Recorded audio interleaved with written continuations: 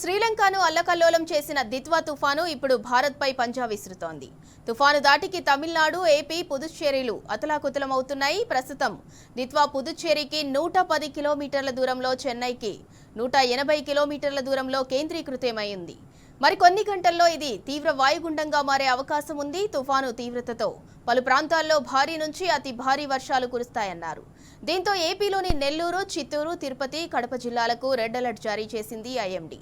ఈ నేపథ్యంలో ఏపీ ప్రభుత్వం అప్రమత్తమైంది. ఎటువంటి విపత్తునైనా ఎదుర్కోవటానికి కంట్రోల్ రూమ్లను ఏర్పాటు చేసింది.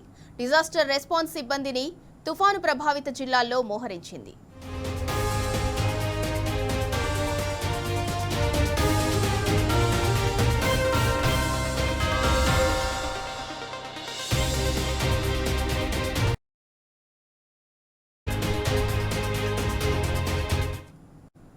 ఇటు తుఫాను తీవ్రత దృష్ట్యా తమిళనాడు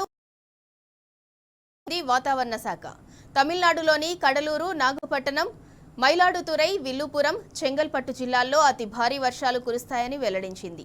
పుదుచ్చేరి, కారైకల్ ప్రాంతంలో కూడా భారీ వర్షాలు పడే అవకాశం ఉందని హెచ్చరించింది. తుఫాను ప్రభావంతో తీరం వెంబడి గరిష్టంగా గంటకు 80 కిలోమీటర్ల వేగంతో ఈదురుగాలులు వీయొచ్చని వాతావరణ శాఖ తెలిపింది. సముద్రం అలజడిగా మారిన నేపథ్యంలో మత్స్యకారులు వేటకు వెళ్లరాదని సూచించింది.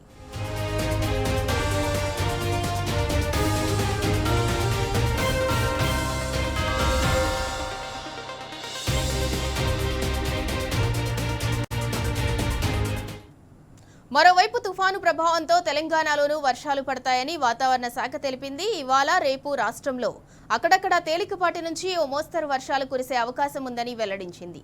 ఇవాళ ఖమ్మం, నల్గొండ, సూర్యాపేట, నాగర్ కర్నూలు జిల్లాల్లో అక్కడక్కడ భారీ వర్షాలు కురిసే అవకాశం ఉందని తెలిపింది. రేపు భద్రాద్రి కొత్తగూడెం, ఖమ్మం, నల్గొండ, సూర్యాపేట జిల్లాల్లో అక్కడక్కడ భారీ వర్షాలు కురిసే అవకాశం ఉంది. ఈ మేరకు ఎల్లో అలర్ట్ జారీ చేసింది. ఇక ఇదే అంశానికి సంబంధించి మరింత సమాచారం మా ప్రతినిధి అరవింద్ అందిస్తారు. అరవింద్, వెదర్ కి సంబంధించిన అప్డేట్ ఏంటి? సింధూరా, ఏదైతే చూసుకుంటే దిత్వా తుఫాన్ ఇప్పటికే 2 తెలుగు రాష్ట్రాలను, అటు తమిళనాడును కూడా అల్లకొల్లోలం చేస్తున్నట్టు కూడా ప్రధానంగా కనిపిస్తుంది. ఏదైతే అటు ఆంధ్రప్రదేశ్, ఇటు తమిళనాడులో కూడా ఇప్పటికే కొన్ని ప్రాంతాలకు రెడ్ అలర్ట్ కూడా వాతావరణ అధికారి హెచ్చరికలు కూడా జారీ చేశారు. ఇది రానున్న 3 రోజుల పాటు కూడా మరింత తుఫాను అల్పపీడనం మరింత బలపడే అవకాశాలు ఉంటాయి. దీనివల్ల కూడా అటు తమిళనాడు తీరం వైపు కానీ, ఇటు ఆంధ్రప్రదేశ్ వైపు కానీ ఇప్పటికే భారీ వర్షం కూడా కురుస్తుందంటూ వాతావరణ అధికారులు హెచ్చరికలు కూడా జారీ చేశారు. మరి కొన్ని ప్రాంతాలకు ఇప్పటికే రెడ్ అలర్ట్ కూడా వాతావరణ అధికారులు జారీ చేసినట్టు ప్రధానంగా తెలుస్తుంది. ఇటు ప్రధానంగా తెలంగాణ, అంటే సౌత్ తెలంగాణ, ఇటు ఈశాన్య తెలంగాణలో కూడా ఇప్పటికే కొన్ని ప్రాంతాలకు, కొన్ని ప్లేసులకు ఇప్పటికే ఆరెంజ్ అలర్ట్ కూడా జారీ చేశారు. మరి కొన్ని ప్రాంతాలకు మాత్రం ఎల్లో అలర్ట్ జారీ చేశారు. ఇది తెలంగాణలో. అది ఆంధ్రప్రదేశ్ లో చూసుకుంటే మాత్రం అటు ఇప్పటికే 4 జిల్లాలకు, అటు తమిళనాడులో 2 జిల్లాలకే వాతావరణ శాఖ అధికారులు రెడ్ అలర్ట్ కూడా జారీ చేసినట్టు కూడా ప్రధానంగా కనిపిస్తుంది. ఏదేమైనప్పటికీ కూడా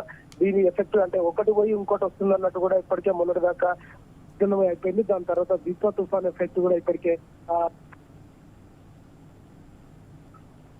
దీని ప్రభావం భారీగా అటు తెలంగాణలో, అటు ఆంధ్రప్రదేశ్ లో కూడా ఉండే అవకాశాలు కూడా భారీగా ఉన్నాయంటూ కూడా వాతావరణ అధికారులు తెలియజేశారు. మరొక విధంగా చూసుకుంటే ఒకవైపు అటు ఇప్పటికే తమిళనాడులో కూడా భారీ వర్షానికి లోతట్టు ప్రాంతాల్లో నీరు చేరుతుంది. అటు రెండు రాష్ట్రాలకు సంబంధించిన ఎన్డీఆర్ఎఫ్, ఎస్డీఆర్ఎఫ్ ఇప్పటికే అప్రమత్తంగా అయింది. ఎక్కడెక్కడైతే లోతట్టు ప్రాంతాల్లో నీరు చేరుతుందో వాళ్ళందరూ కూడా అప్రమత్తంగా ఉండాలి. దీనిపైన కూడా సమీక్షించాలి. ఎక్కడికక్కడ కంట్రోల్ రూమ్ కూడా అధికారులు ఏర్పాటు చేశారు. వాతావరణానికి సంబంధించి ఇటు తెలంగాణలో, అటు హైదరాబాద్ సెంట్రల్ జోన్ గా చూసుకుంటే ఆ మేఘాకృత వాతావరణం ఉంటుంది, చల్లటి వాతావరణం ఉంటుంది.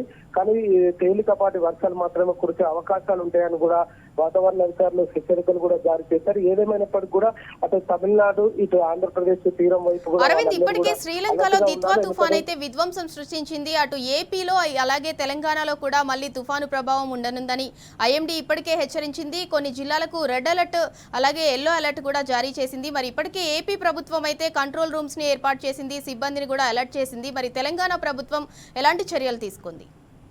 ఇప్పటికే అటు ఆంధ్రప్రదేశ్ ప్రభుత్వం కానీ, అటు తమిళనాడు స్టేట్ గవర్నమెంట్ కానీ కొన్ని ఎక్కడెక్కడైతే ఎఫెక్టెడ్ ప్లేస్ ఉన్నాయో అక్కడ కూడా కంట్రోల్ రూమ్ ఏర్పాటు చేసి కొంతమంది లోతట్టు ప్రాంతాల్లో కానీ అటు గిరిజన ప్రాంతాల్లో కానీ ఎక్కువగా వరద ముప్పు ఉంటుంది కాబట్టి వాళ్ళందరినీ ఇప్పటికే సురక్షిత ప్రాంతాలకు కూడా తీసుకెళ్లడం జరిగింది. ప్రధానంగా తెలంగాణను చూసుకుంటే only south and east Telangana వారికి మాత్రమే తేలికపాటి వర్షాలు, కొన్ని దగ్గర భారీ వర్షాలు కూడా ఉంటాయని వాతావరణ అధికారులు చెప్పారు. దీనిపైన ఇప్పటికే జిల్లా కలెక్టర్లు అందరికీ కూడా అటు ముఖ్యమంత్రి నుండి ఆదేశాలు కూడా రావడం జరిగింది. ఎందుకంటే దీపా తుఫాను ఎఫెక్ట్ కూడా తెలంగాణ పైన ఎక్కువగా ఉండే అవకాశాలు ఉన్నాయి. సో ప్రజలందరినీ కూడా అప్రమత్తం చేయండి. గిరిజనులు కానీ అటు లోతట్టు ప్రాంత ప్రజల్ని కానీ పునరావాస కేంద్రాలకు కూడా తీసుకెళ్లాలంటూ కూడా ఇప్పటికే అధికారులకు ఆదేశించినట్టు కూడా తెలిసింది. ఏదైతే అటు వాతావరణ అధికారులు ఇటు జిహెచ్ఎంసీ అధికారులు మరి వాళ్ళందరూ కూడా సమీక్షించి మరి ప్రజలకు ఎప్పటికప్పుడు అప్డేట్ పంపిస్తున్నారు. ప్రజలు కూడా అప్రమత్తంగా ఉండాలి.